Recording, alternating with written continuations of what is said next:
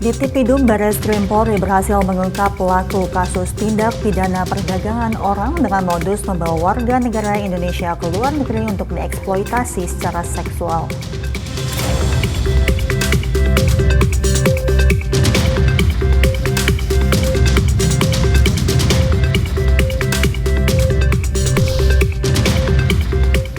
Polres Pamekasan menggelar operasi Patuh Semeru 2024 mulai tanggal 15 Juli hingga 28 Juli 2023. Tercatat ribuan pengendara mendapatkan teguran dan tilang manual.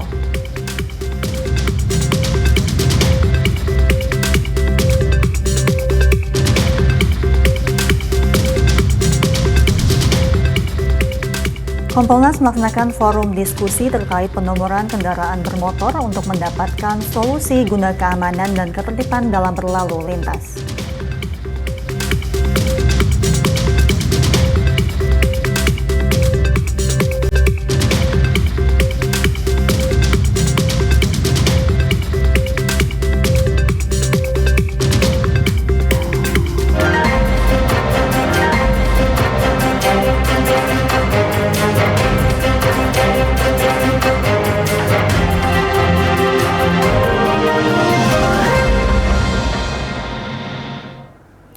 Selamat sore pemirsa, presisi utama kembali hadir edisi Selasa 23 Juli 2024. Seperti biasa selain 3 berita utama tadi, selama 1 jam ke depan kami juga telah menyiapkan sejumlah informasi terkini lainnya. Bersama saya, Mentari Tanzil, inilah presisi utama selengkapnya.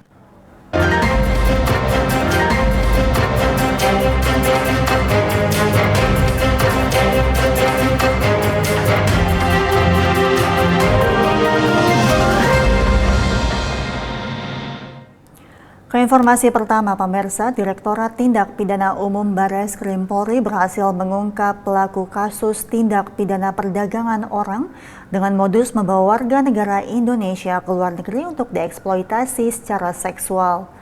Dari aksi tersebut, pelaku mendapatkan keuntungan hingga ratusan juta rupiah. Direktorat Tindak Pidana Umum Barreskrim Polri berhasil mengungkap pelaku kasus tindak pidana perdagangan orang dengan modus membawa warga negara Indonesia ke luar negeri untuk dieksploitasi secara seksual. Direktorat Tindak Pidana Umum Barreskrim Polri menangkap tersangka berinisial FLA 36 tahun di kediamannya yang berada di Kalideres, Jakarta Barat pada tanggal 18 Maret 2024 lalu. Pelaku tersebut berperan sebagai perekrut korban dan menyerahkan korban kepada tersangka SS yang berada di Sydney. Tersangka SS yang merupakan koordinator tempat prostitusi di Sydney dan mempekerjakan para korban turut diamankan di kantor Australian Federal Police sejak tanggal 10 Juli 2024 lalu. Dari penangkapan FLA, pihak kepolisian berhasil mengamankan barang bukti berupa paspor milik pelaku, buku tabungan, kartu ATM, 3 unit ponsel, 1 unit laptop, hingga puluhan paspor milik warga negara Indonesia. Direktur Tindak Pidana Umum Barreskrim Polri Brigjen Pol Juhandani Raharjo Puro mengatakan pelaku telah melancarkan aksinya sejak tahun 2019 lalu dan sudah ada 50 orang warga negara Indonesia yang berhasil dijadikan sebagai pekerja seks komersial di Australia. Dari aksinya tersebut pelaku berhasil meraup keuntungan hingga 500 juta rupiah. Pengungkapan tindak pidana perdagangan orang dengan modus membawa warga negara Indonesia ke luar negeri wilayah Republik Indonesia, yaitu ke negara Australia, dengan maksud untuk dieksploitasi secara seksual.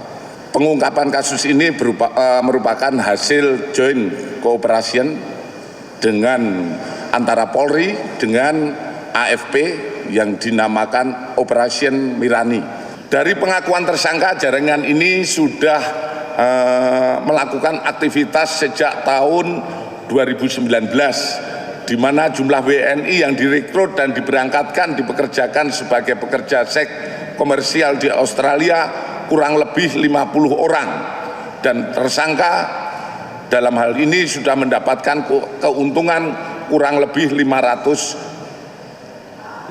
juta rupiah.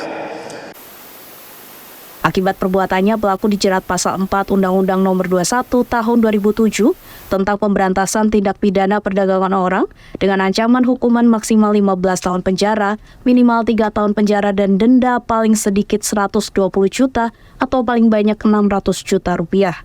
Dari Jakarta, Ica Tanasya, Moral Almas, Polri TV. Direktorat Tindak Pidana Siber Barreskrim Polri berhasil mengungkap kasus eksploitasi anak di bawah umur melalui media sosial. Tindakan eksploitasi ini diketahui sudah berjalan kurang lebih 1 tahun.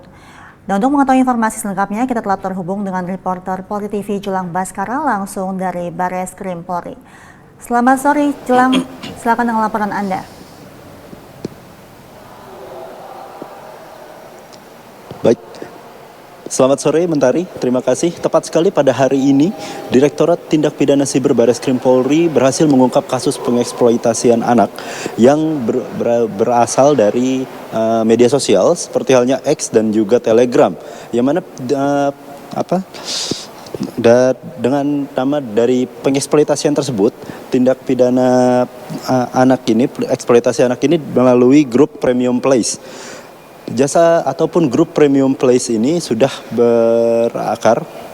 Jasa pelayanan ini sudah dimulai semenjak Juli 2023, di mana grup Premium Place ini sudah memiliki kurang lebih sebanyak 3.200 member aktif, yang mana salah satunya bagi orang-orang yang ingin bergabung ke dalam member Premium Place, yaitu dengan cara membayar sejumlah uang sebesar 500 sampai dengan 2 juta rupiah untuk bisa per bulannya, maksud saya, untuk bisa bergabung dan juga menikmati berbagai macam fasilitas yang ada di grup Premium Place. Dan untuk member loyal yang selalu memberikan ataupun berlangganan di grup Premium Place ini, tersangka memberikan bonus berupa pelanggan-pelanggan tersebut bisa berkesempatan masuk ke dalam grup yang bernama Hidden Gem. Yang mana Hidden Gem ini merupakan salah satu grup di mana dalam grup tersebut berisikan talent-talent terbaik yang diberikan ataupun yang dimiliki oleh dari Premium Place. Dan pastinya setiap member yang sudah berada di dalam grup Hidden Gem dari Premium Place ini harus membayar uang yang lebih mahal lagi tentunya, karena grup Hidden Gem ini tidak semua orang bisa dapat mengakses di grup Hidden Gem ini.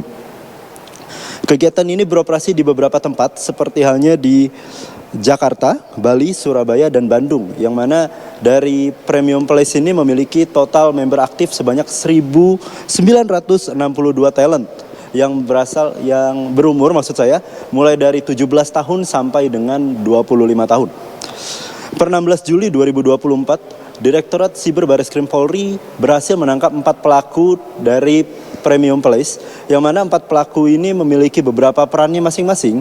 Ya, pelaku pertama berinisial MI, itu berupa yang membuat grup Premium Place, yang mana dari grup-grup tersebut MI menyiapkan berbagai macam kebutuhan yang ada di dalam grup tersebut, mulai dari grup X dan juga Telegram. Pelaku kedua yaitu berinisial YM, yaitu YM tersebut merupakan admin dari grup Pacific Place, maksud saya Premium Place, di mana dari YM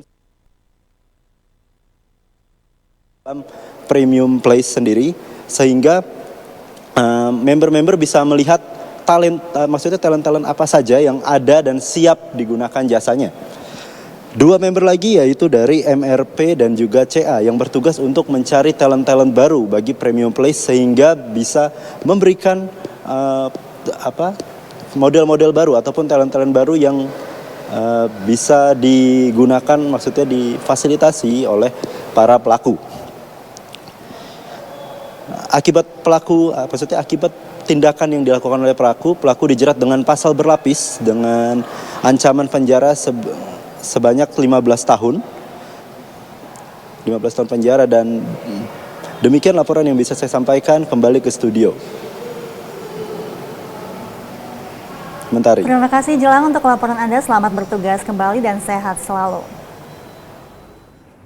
Pemirsa, Bares Krim Polri menindaklanjuti laporan terhadap dua saksi AEP dan DD terkait dugaan keterangan palsu dalam kasus pembunuhan Vina dan Eki di Cirebon pada 2016 lalu.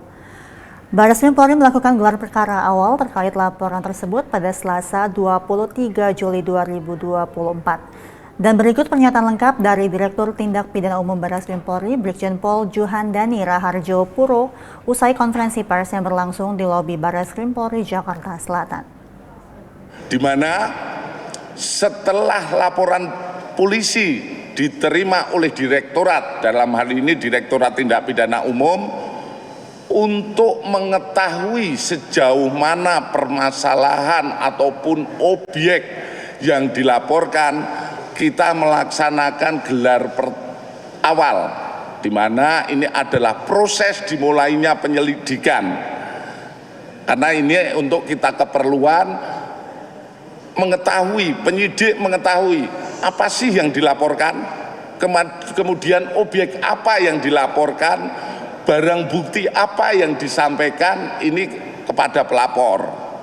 Jadi kegiatan hari ini adalah gelar perkara awal, ya, kita luruskan.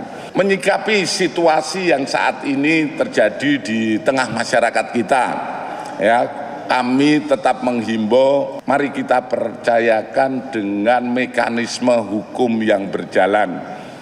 Karena kita lihat di luar ini terjadi berbagai perseteruan antar pelapor dan terlapor dan lain sebagainya. Kembali lagi terkait laporan polisi yang ada, itu kewajiban penyidik adalah melaksanakan penyelidikan, di mana setelah penyelidikan itu apakah terjadi sebuah tindak pidana yang kemungkinan kalau terjadi tindak pidana akan dinaikkan kepada penyidikan.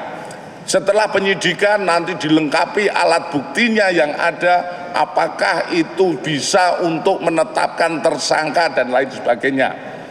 Bila mana itu sudah, nanti baru mekanisme hukum yang berjalan.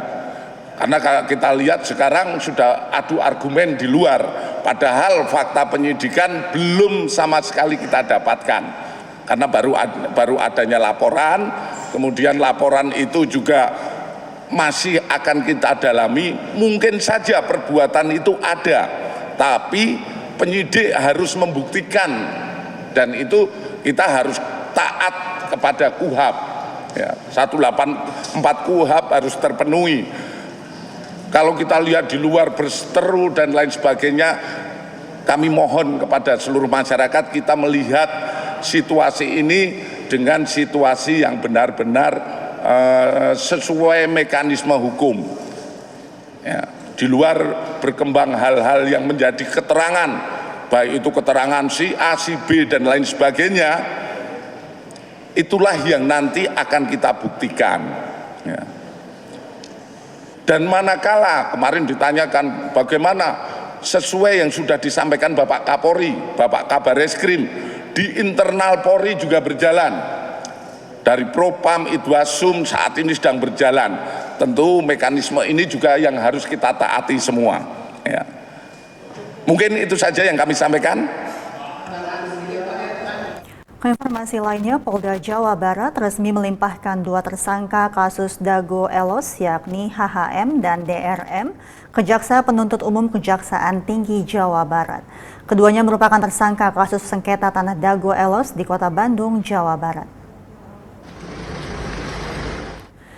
Direskrimum dan penyidik Ditreskrimum Polda Jawa Barat telah melakukan penyerahan tersangka HHM dan DRM kasus Dago Elos ke Kejaksaan Tinggi Jawa Barat. Kabid Humas Polda Jabar Kombes Jules Abraham Abbas mengatakan, penyidik melimpahkan kedua tersangka usai JPU menyatakan berkas perkara lengkap P21. Diketahui kasus ini berawal ketika kedua tersangka mengklaim sebagai pemilik sah lahan yang sekarang ditempati ratusan warga Dago Elos. Polda Jabar kemudian menetapkan keduanya dalam kasus sengketa tanah Dago Elos Kota Bandung. Kabid Humas mengungkapkan penetapan tersangka tersebut berdasarkan hasil pelaksanaan gelar perkara sesuai laporan polisi tanggal 15 Agustus 2023 atas nama pelapor Ade Suherman. Beliau melaporkan tentang dugaan tindak pidana pemalsuan surat dan atau menyuruh memasukkan keterangan palsu ke dalam akta otentik sebagaimana dimaksud dalam pasal 266 dan atau 263 KUHP.